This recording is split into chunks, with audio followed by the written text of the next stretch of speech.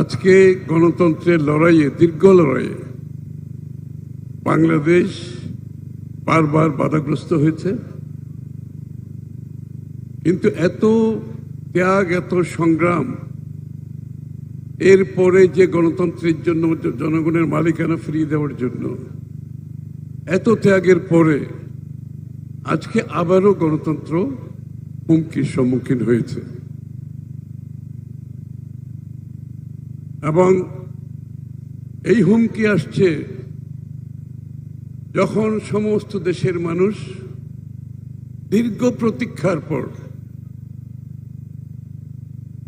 তাদের ভোটাধিকার প্রয়োগ করে একটি নির্বাচনের মাধ্যমে একটি নির্বাচিত সংসদ করতে চায়, একটি নির্বাচিত সরকার করতে চায়। ঠিক সেই সময় যেই নির্বাচন হচ্ছে গণতন্ত্রের বাহক, সেটাকে বাধাগ্রস্ত করে, বাংলাদেশের মানুষের মালিকানা বাধাগ্রস্ত করে, গণতন্ত্রকে বাধাগ্রস্ত করে আজকে আমরা নতুন চ্যালেঞ্জের সম্মুখীন হয়েছি। আমি কোনো বক্তৃতা দিচ্ছি না, আমি শুধু এইটুকুই বলবো, আমরা যে জায়গায় আজকে এসেছি, যে ক্রান্তি লগ্নে এখন দাঁড়িয়ে আছি, গণতন্ত্রকে প্রাতিষ্ঠানিক রূপ দেওয়ার জন্য দীর্ঘ ত্যাগের পর আজকে আবারও আর চ্যালেঞ্জের সম্মুখীন হয়েছি। এটাকে মোকাবেলা করতে হবে। 7ই নভেম্বরের যে স্পিরিট, যে চেতনা, সেই স্পিরিট নিয়ে আবারও এটাকে মোকাবেলা করতে হবে আমাদেরকে, বন্ধুগণ। আর সংস্কারের ব্যাপারে আমি শুধু এইটুকু বলবো যে সংস্কার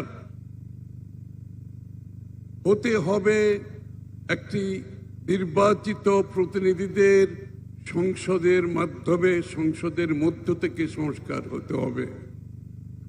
নির্বাচিত প্রতিনিধিরা জনগণের ম্যান্ডেট নিয়ে সংসদে এসে সংস্কার করবে, এর বাইরে কোনো সংস্কারের সুযোগ নাই।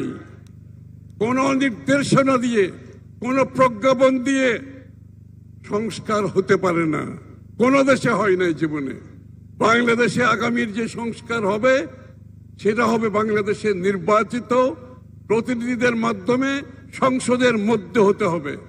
আমাদের পক্ষ থেকে আমাদের 31 দফা সংস্কারের যে প্রস্তাব, আমরা সেটা আগামী দিনে ইনশাআল্লাহ জনগণের ম্যান্ডেট নিয়ে পরিপূর্ণভাবে সেই সংস্কার সমাধান করব।